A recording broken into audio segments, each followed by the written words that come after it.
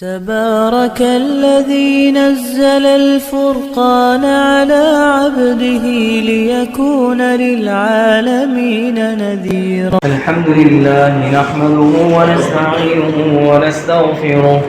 ونؤمن به ونتوكل عليه ونعوذ بالله من شرور أنفسنا ومن سيئات أعمالنا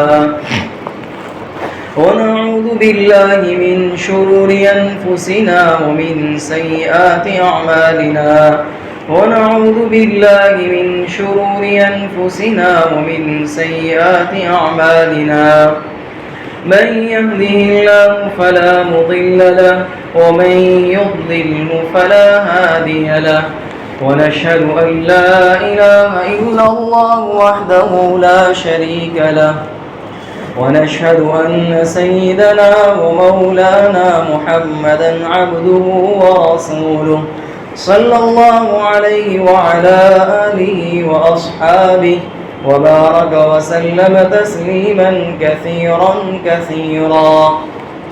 أما بعد فأعوذ بالله من الشيطان الرجيم. بسم الله الرحمن الرحيم.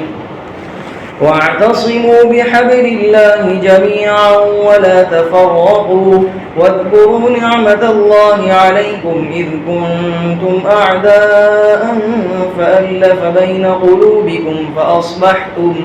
فأصبحتم بنعمته إخوانا وكنتم على شفا حفرة من النار فأنقذكم منها كذلك يبين الله لكم آياته لعلكم تهتدون. ولتكن منكم أمة يدعون إلى الخير ويأمرون بالمعروف وينهون عن المنكر وأولئك هم المفلحون. صدق اللہ العظیم. محترم بھائی اور دوستو، شروع میں جو آیت کریمہ تلاوت کی گئی جس کا ترجمہ یہ ہے کہ لوگوں تم اللہ کی رسی کو تمام کے تمام تھام لو، اور جیسا کہ اس کی کچھ تفسیر اس سے پہلے بھی بتلائی جا چکی کہ اللہ کی رسی سے مراد قرآن کریم ہے کہ تم قرآن کریم کو مضبوطی سے تھام لو. مضبوطی سے تھام لو گے تو تم دنیا اور آخرت دونوں میں کامیاب ہو جاؤ گے. اور جیسا کہ اس کی بہت سی تفصیل اس سے پہلے بھی بتلائی جا چکی. حضرت زید بن ارقم رضی اللہ تعالیٰ عنہ ان سے روایت ہے، وہ فرماتے ہیں کہ حضرت نبی علیہ السلام نے ارشاد فرمایا کہ ایک مرتبہ ہمارے مجمع میں کھڑے ہوئے اور خطبہ دیا، اللہ کی حمد و ثنا کی، اللہ کی تعریف کرنے کے بعد آپ نے فرمایا، لوگوں ایک آدمی ایک قاصد میرے پاس آنے والا ہے اور میں اس کی دعوت کو قبول کروں گا. مطلب یہ ہے کہ میں بھی دنیا سے جانے والا ہوں، اس لیے کہ آپ کو اختیار دیا گیا تھا کہ آپ کو چاہیں تو دنیا میں رہیں اور چاہیں تو اپنے رب سے ملاقات کر لیں. تو آپ کو تو اختیار دیا گیا تھا، جیسے ہم کو تو اختیار نہیں ہے موتوں، تو اللہ کے نبی علیہ السلام کو اختیار دیا تھا. اسی کی طرف اشارہ ہے کہ میرے پاس ایک قاصد آنے والا ہے اور میں اس کی دعوت کو قبول کر لوں گا. پھر آپ نے جو ارشاد فرمایا کہ میں تمہارے اندر دو بڑی عظمت والی چیز چھوڑ کر جا رہا ہوں، دو عظیم چیز چھوڑ کر جا رہا ہوں. پہلی چیز کتاب اللہ ہے، اللہ کی کتاب ہے قرآن کریم، کہ میں اس کو چھوڑ کر جا رہا ہوں. تم اس کو تھام لو گے تو کبھی گمراہ نہیں ہوگے. اور پھر تم جو ہے یہ آسمان، یہ ایسی کتاب ہے کہ جو تمہیں آسمانوں تک لے جائے گی، آسمان تک پہنچا دے گی. گویا کبھی تم اس کتاب کو تھامنے کے بعد کبھی گمراہ نہیں ہوگے، مایوس نہیں ہوگے، نا امید نہیں ہوگے، مغلوب نہیں ہوگے، مرعوب نہیں ہوگے. اور پھر اللہ کے نبی نے دوسری جو چیز ارشاد فرمائی وہ یہ کہ میرے اہل بیت کے معاملے میں تم خیال کرنا، اللہ سے ڈرتے رہنا. ویسے سنت رسول بھی ہے، اس حدیث کے اندر اللہ کے نبی نے اہل بیت کے تذکرہ کیا ہے کہ اہل بیت کے بارے میں تم ڈرتے رہنا. جیسا کہ بہت سے لوگ وہ ہیں جو حضرت نبی علیہ السلام کے اہل بیت کے بارے میں، حضرت صحابہ کرام کے بارے میں گستاخی کرتے ہیں، نازیبہ کلمات کہتے ہیں. حضرت عمر رضی اللہ تعالیٰ عنہ، حضرت ابوبکر صدیق رضی اللہ تعالیٰ عنہ، حضرت عائشہ رضی اللہ تعالیٰ عنہ پر تہمت لگانے والے ہیں. جیسا کہ شیعہ حضرات بہت سے لوگ ہیں کہ جو اہل بیت کے بارے میں برا بھلا کہتے ہیں. تو اللہ کے نبی ڈرا کر گئے کہ تم ان کے بارے میں ڈرتے رہنا، اس لیے کہ ظاہر ہے بولنے والا وہ گمراہ ہوگا، وہ جہنمی ہوگا، جن کے بارے میں کہا گیا وہ تو پاک باز لوگ ہیں۔ تو اللہ کے نبی نے اس سے بھی ڈرایا کہ اہل بیت کے بارے میں ڈرتے رہنا، نازیبہ کلمات اور ایسے باتیں ان کے خلاف نہ کرنا جو تمہارے لیے بربادی کا ذریعہ ہو۔ اس آیت کریمہ کا جو شان نزول ہے وہ یہ ہے کہ امام بغوی رحمۃ اللہ علیہ نے مقاتل ابن حبان رضی اللہ تعالیٰ کی روایت نقل کی ہے، جیسا کہ اس سے پہلے بھی بتایا تھا کہ اوس اور خزرج یہ جو دو قبیلے تھے مشرک تھے اور ان کی آپس میں لڑائی چلی آ رہی تھی، سالہ سال سے لڑتے چلے آ رہے تھے۔ تو حضرت نبی علیہ السلام جب تشریف لائے تو آپ کے تشریف لانے کی وجہ سے اللہ تعالیٰ نے انہیں ایمان کی دولت عطا فرمائی اور آپس میں یہ بھائی بھائی ہو گئے۔ اور جیسے کہ اس سے پہلے بھی بتلایا جا چکا، ایک مرتبہ ایسا ہوا کہ حضرت ثعلبہ بن غنم اوسی، یہ اوس کے تھے، اور حضرت اسعد بن زرارہ یہ خزرجی تھے، خزرج کے یہ قبیلے سے تھے، تو یہ اوسی تھے اور یہ خزرجی تھے۔ ان دونوں میں قبائلی ترقی کے بارے میں قبائلی اعتبار سے کچھ جھگڑا ہو گیا، تنازع ہو گیا۔ حضرت ثعلبہ بن غنم یہ اوسی، انہوں نے یوں کہا کہ حضرت خزیمہ ابن ثابت رضی اللہ تعالیٰ عنہ یہ وہی ہیں جو ہم میں سے تھے، یعنی ہمارے خاندان سے تھے، اوسی تھے، اوس قبیلے کے تھے، یہ وہی صحابی ہیں کہ جن کی شہادت تنہا گواہی کو اللہ کے نبی علیہ السلام نے 2 کے برابر قرار دیا، حضرت خزیمہ بن ثابت رضی اللہ تعالیٰ عنہ۔ ویسے اگر گواہی کے لیے تو قانون یہ ہے کہ 2 آدمی گواہی دیں تب گواہی کا اعتبار کیا جائے گا کسی چیز کے بارے میں، لیکن یہ صحابی ایسے ہیں کہ اللہ کے نبی نے فرمایا یہ اگر کسی چیز کے بارے میں گواہی دے دیں تو ان کی واحد گواہی 2 کے برابر ہے، گویا ان کی ایک کی گواہی قابل قبول ہے، 2 کی ضرورت نہیں ہے۔ تو کہنے لگے کہ خزیمہ بن ثابت رضی اللہ تعالیٰ عنہ یہ وہ صحابی ہیں کہ جن کی تنہا گواہی کو اللہ کے نبی نے 2 کے برابر قرار دیا اور یہ ہمارے خاندان سے تھے۔ پھر کہنے لگے حضرت حنظلہ رضی اللہ تعالیٰ عنہ یہ وہ صحابی ہے جن کو ملائکہ نے غسل دیا، فرشتوں نے غسل دیا، جیسا کہ حضرت حنظلہ رضی اللہ تعالیٰ عنہ کے بارے میں تو مشہور ہی ہے کہ ملائکہ نے غسل دیا، تو کہنے لگے یہ بھی ہمارے خاندان سے تھے، اس لیے کہ ان کی شادی ہوئی تھی، پہلا ہی دن تھا اور پہلی ہی رات تھی اور اعلان ہوا تھا جنگ کے لیے، تو یہ بغیر غسل کے نکل پڑے جہاد کے لیے اور شہید ہو گئے، تو ملائکہ نے ان صحابی کو غسل دیا، تو کہنے لگے یہ بھی ہمارے خاندان سے تھے۔ عاصم بن افلا یہ بھی ہمارے خاندان سے تھے۔ پھر سعد بن معاذ رضی اللہ تعالیٰ عنہ کہ جن کی وفات پر اللہ کا جو عرش ہے وہ بھی لرز اٹھا، کانپ اٹھا، اور بنی قریظہ کے متعلق جو فیصلہ کیا تھا، بڑا تفصیلی واقعہ ہے بنی قریظہ کا، یہود کا جو تیسرا قبیلہ بنی قریظہ تھا، تو ان کے بارے میں حضرت سعد بن معاذ رضی اللہ تعالیٰ نے فیصلہ دیا تھا کہ ان کے مردوں کو قتل کر دیا جائے اور عورتوں کو، بچوں کو غلام باندھی بنا لیا جائے، یہ ان کا فیصلہ تھا۔ اس فیصلے کو اللہ نے پسند کیا، تو کہنے لگے کہ حضرت سعد بن معاذ رضی اللہ تعالیٰ نے جو فیصلہ کیا تھا بنی قریظہ کے متعلق یہ اللہ تعالیٰ کو پسند تھا، تو یہ بھی ہمارے خاندان سے تھے۔ اس طرح کی بات ہوئی۔ اب انہوں نے یہ کہا تو دوسرے جو صحابی ہیں اسعد بن زرارہ رضی اللہ تعالیٰ خزرجی، وہ کہنے لگے کہ ہمارے خاندان سے تھے۔ وہ 4 آدمی جن کو قرآن کریم محکم، جنہوں نے قرآن کریم کو محکم کر لیا، یعنی جو قرآن کریم کے حافظ تھے اور قاری بھی تھے اور قرآن کریم کے معنی جانتے بھی تھے، وہ 4 صحابی ہمارے خاندان سے۔ ایک زید بن ثابت رضی اللہ تعالیٰ، ابی بن کعب یہ بھی قرات میں مشہور تھے، یہ قاری کے بارے میں مشہور تھے، قاری کی حیثیت سے مشہور تھے، حضرت ابی بن کعب رضی اللہ تعالیٰ، حضرت معاذ بن جبل رضی اللہ تعالیٰ، اور تیسرے حضرت زید بن ثابت اور چوتھے ابو زید۔ یہ 4 صحابی یہ خزرجی تھے، یہ بھی ہمارے خاندان سے ہیں۔ اور پھر کہنے لگے سعد بن عبادہ یہ بھی ہمارے خاندان سے خزرجی، اور یہ بھی خطیب تھے، مقرر تھے۔ گویا دونوں میں اس طرح بات ہونے لگی، ایک کہنے لگا کہ ہمارے خاندان سے یہ اور دوسرا کہنے لگا ہمارے خاندان سے اس طرح کی۔ اب ظاہر ہے جب اس طرح بات چلنے لگی تو آگے جھگڑے پر بات پہنچ گئی،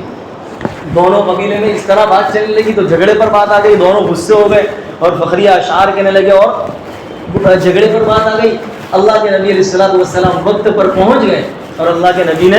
صلح کرا دی۔ دیکھیے اس سے پہلے بھی ایسا ہوا، اوس خزرج کے بارے میں جھگڑے کی بات آئی، اللہ کے نبی فوراً پہنچ گئے۔ معلوم ہوا کہ جب کبھی ایسا موقع ہو تو جو جس کی بات مانی جاتی ہو، جس کا اثر ہو لوگوں میں، اسے چاہیے کہ وہ وہاں اس موقع پر پہنچ جائے تاکہ لڑائی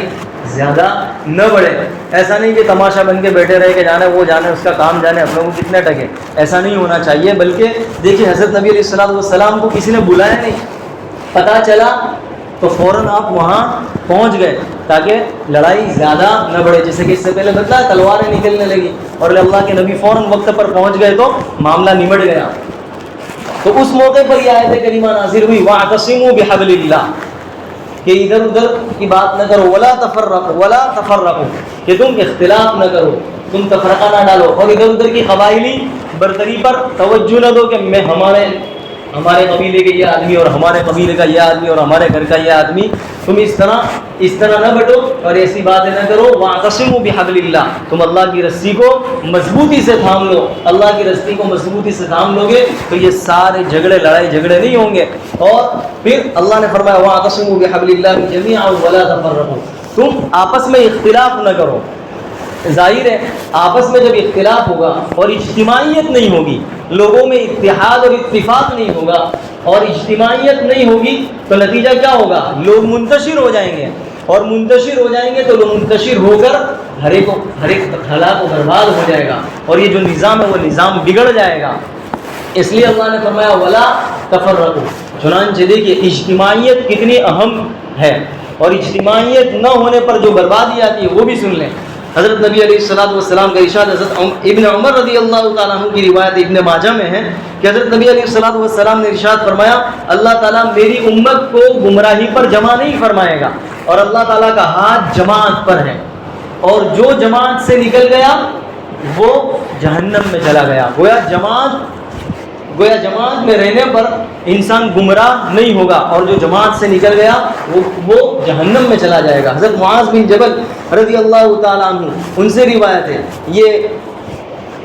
روایت امام احمد رحمۃ اللہ علیہ نے نقل کی ہے کہ حضرت معاذ بن جبل رضی اللہ تعالیٰ عنہ سے روایت، حضرت نبی علیہ السلام نے ارشاد فرمایا کہ جس طرح بکریوں کا جو ریوڑ ہوتا ہے اور اس ریوڑ میں اگر کوئی بکری نکل جاتی ہے، ریوڑ سے علیحدہ ہو جاتی ہے، جدا ہو جاتی ہے، تو اس بکری کو بھیڑیا شکار کر لیتا ہے اس بکری کا۔ تو جس طرح بکری کے ریوڑ سے نکلنے والی ایک بکری، دو بکری، اس بکری کا شکار کر لیتا ہے بھیڑیا، بالکل اسی طرح انسانوں کے لیے شیطان بھیڑیا ہے۔ اور جب کوئی انسان جماعت سے نکل جاتا ہے، جدا ہو جاتا ہے، تو پھر وہ شیطان جو ہے بھیڑیے کی شکل میں اس کا شکار کر لیتا ہے اور وہ گمراہ ہو جاتا ہے۔ اس لیے آپ نے فرمایا کہ جماعت میں اتحاد، متحد رہو، متفق رہو اور مجتمع رہو، الگ الگ نہ ہو جاؤ۔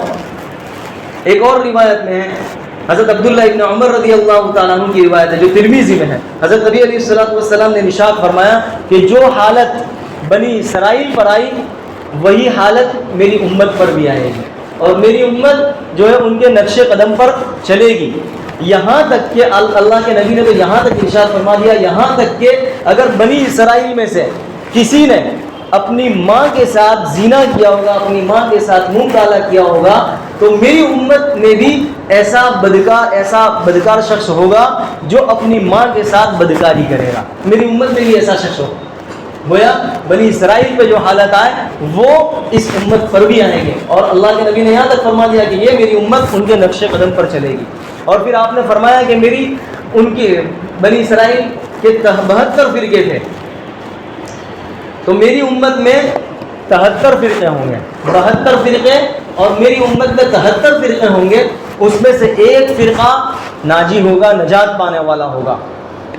اب دیکھیے صحابہ کرام نے فرمایا کہ وہ 73 فرقے میں جو ایک فرقہ ہوگا، ایک گروہ ہوگا جو نجات پانے والا ہوگا، وہ کون سا فرقہ؟ تو اللہ کے نبی علیہ السلام نے ارشاد فرمایا ما انا علیہ و اصحابی، جس طریقے پر میں ہوں اور میرے صحابہ ہیں بس وہ طریقہ نجات پانے والا، اور اس کے علاوہ جو طریقہ ہے وہ سب گمراہی والا ہے۔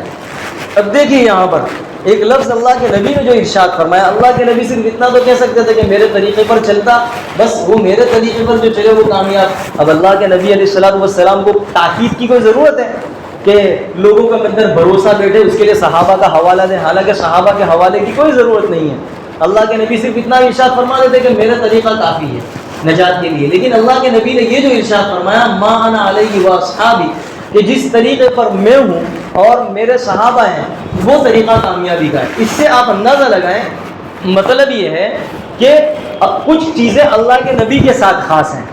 جن چیزوں کو حضرات صحابہ کرام نے اختیار نہیں کیا. کچھ چیزیں جو اللہ کے نبی کے ساتھ خاص تھیں جو صحابہ کرام نے اختیار نہیں کیا. تو اللہ کے نبی یہ کہنا چاہتے ہیں کہ جس طریقے کو میں نے اختیار کیا اور وہ طریقہ صحابہ لے کر چل پڑے, بس وہ طریقہ میرا طریقہ سمجھنا ہے. اور جس طریقے کو صحابہ لے کر نہیں چل پڑے, صحابہ نے اس طریقے کو اختیار نہیں کیا, تو وہ طریقہ تمہیں بھی اختیار نہیں کرنا ہے. ایسی بہت سی چیزیں ہیں جو حضرت نبی علیہ السلام کے ساتھ خاص تھی. کچھ چیزوں کو تو خود قرآن کریم نے بھی بیان کیا ہے کہ وہ صرف نبی علیہ السلام کے ساتھ خاص تھی. جیسے کہ مثال کے طور پر 11 ازواج مطہرات, 11 بیویاں جو حضرت نبی علیہ السلام کے ساتھ خاص تھی. ایسی بہت سی چیزیں ہیں جو حضرت نبی علیہ السلام کے ساتھ خاص تھی. ورنہ حضرات صحابہ کرام جیسا عاشق تو کوئی پیدا ہوا نہیں اور پیدا ہوگا بھی نہیں قیامت تک. اس لیے کہ حضرت نبی علیہ السلام کو کوئی چیز کرتے ہوئے دیکھا ہو اور صحابی نہ کرے, ایسا ہو ہی نہیں سکتا. اس لیے کہ وہ تو ایسے عاشق ہزار تک اپنی جان مال سب قربان کرنے والے ہیں. تو اللہ کے نبی نے یہ ارشاد فرمایا کہ میں جو طریقہ اختیار کروں اور میرے طریقوں کو لے کر صحابہ کرام چل پڑے, وہ طریقہ اصل طریقہ ہے اور کامیابی کا طریقہ ہے. غرض یہ کہ بات دوسری طرف جائے گی. تو اللہ کے نبی نے اجتماعیت کی ترغیب دی اور جماعت سے علیحدہ ہونے پر وعیدیں سنائی ہیں.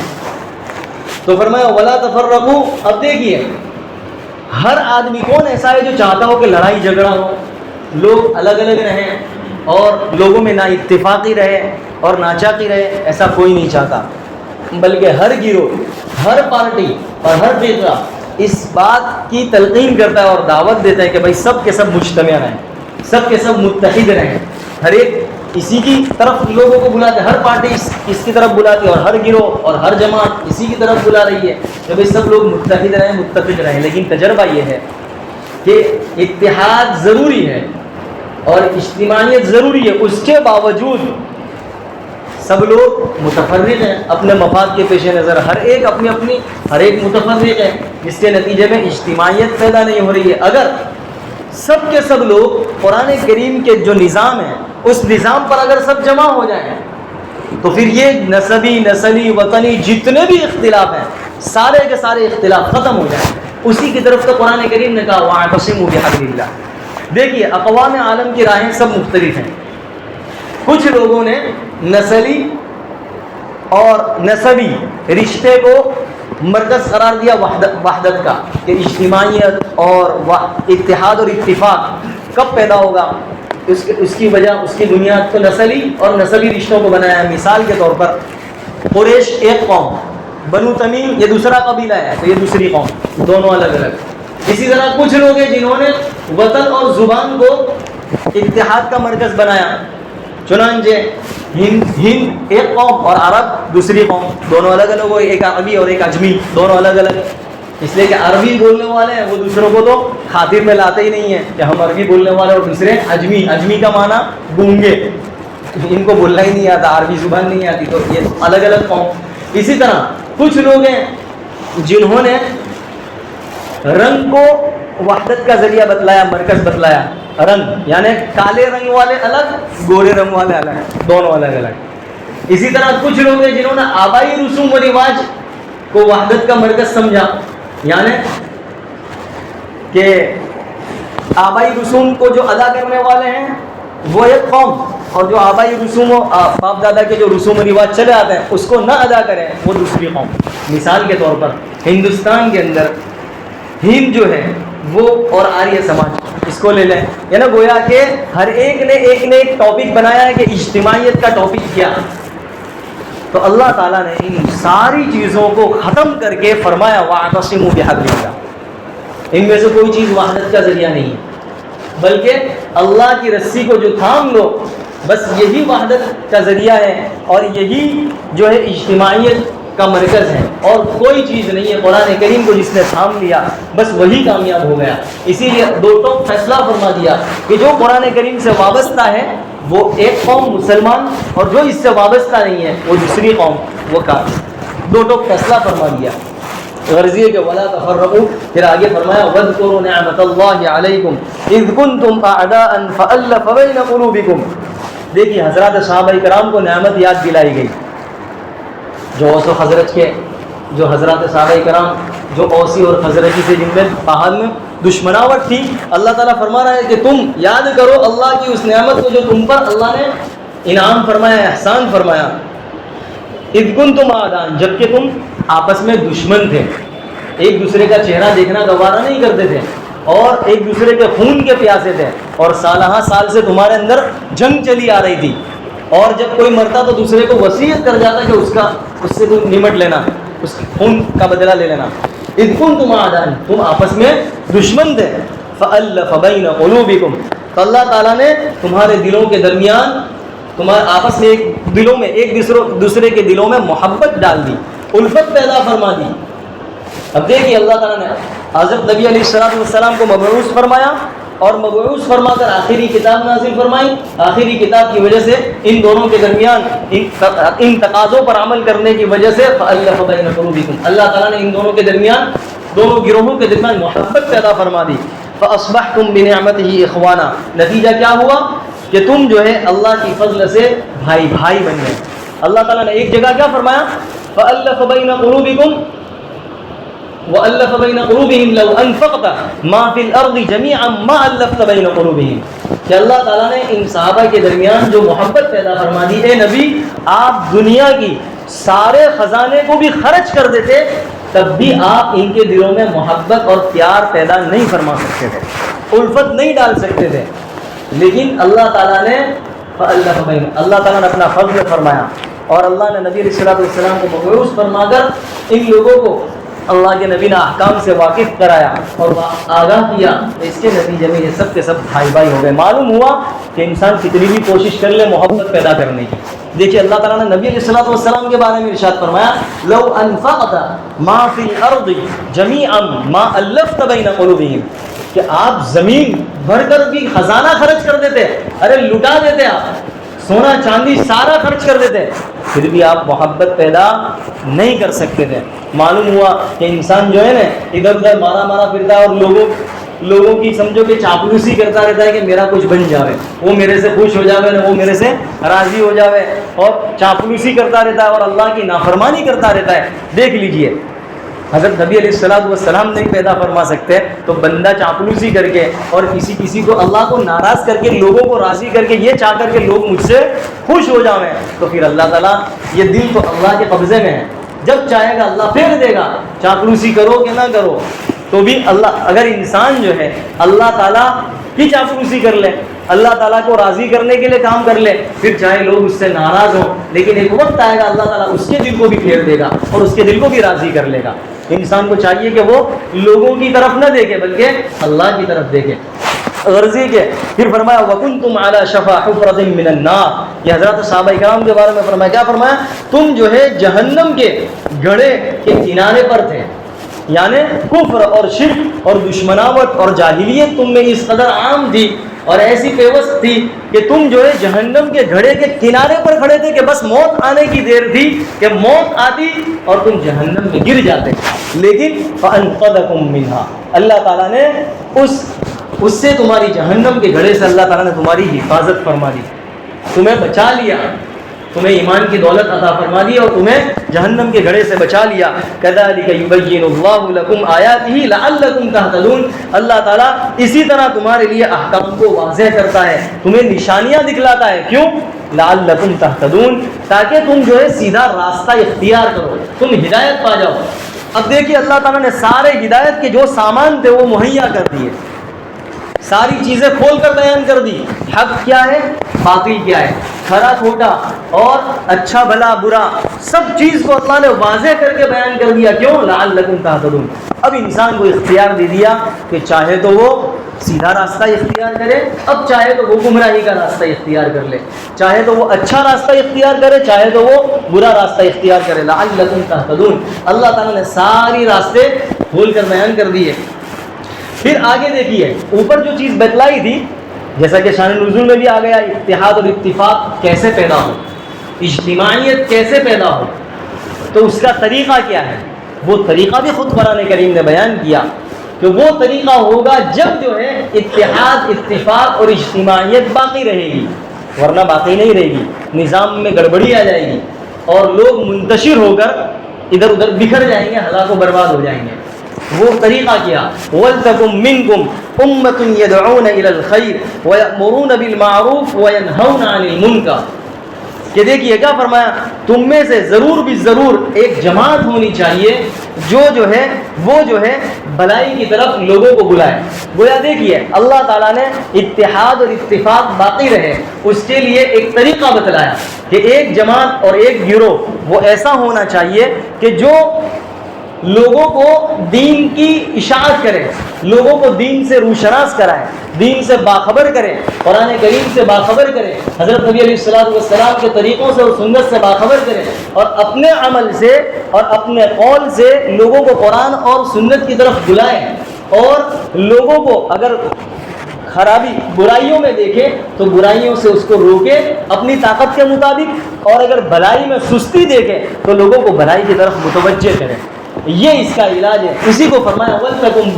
مِّنكُمْ أُمَّةٌ يَدْعُونَ إِلَى الْخَيْرِ، کہ تم میں سے ضرور بھی ضرور، دیکھیں یہاں پر اللہ تعالیٰ تاکید کے ساتھ فرما رہا ہے کہ ضرور بھی ضرور ایک جماعت اور ایک گروہ ایسا ہونا چاہیے کہ جس کے 3 کام ہونے چاہیے۔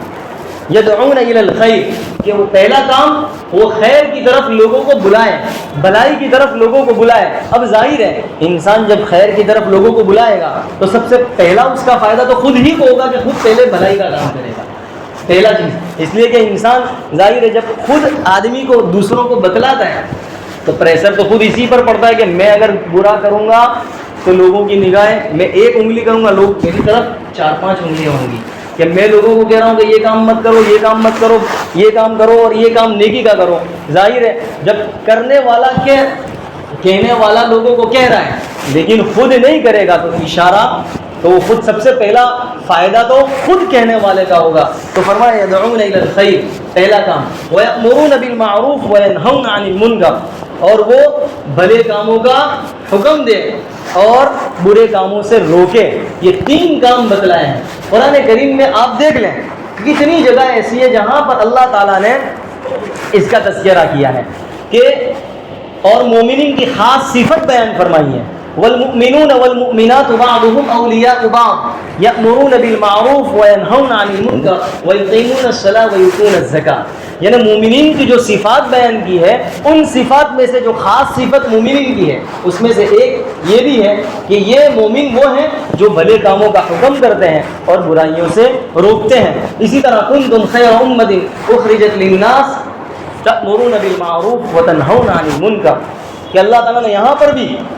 خود فرمایا کہ تمہیں اس لیے نکالا گیا ہے کہ تم جو ہے بھلائی کا حکم کرو اور برائیوں سے روکو۔ گویا 20 جگہ اس کا حکم دیا ہے۔ اب دیکھیں اس سلسلے میں بہت سی تفصیل ہے، انشاءاللہ اس کی تفصیل آئندہ بتلائی جائے گی، اور یہ کام نہ کرنے پر جو وعیدیں ہیں اور جو سزا اور جو عذاب ہیں اس کو بھی انشاءاللہ تفصیل سے آئندہ بتلایا جائے گا۔ اللہ تعالیٰ مجھے اور آپ کو عمل کی توفیق عطا فرمائے۔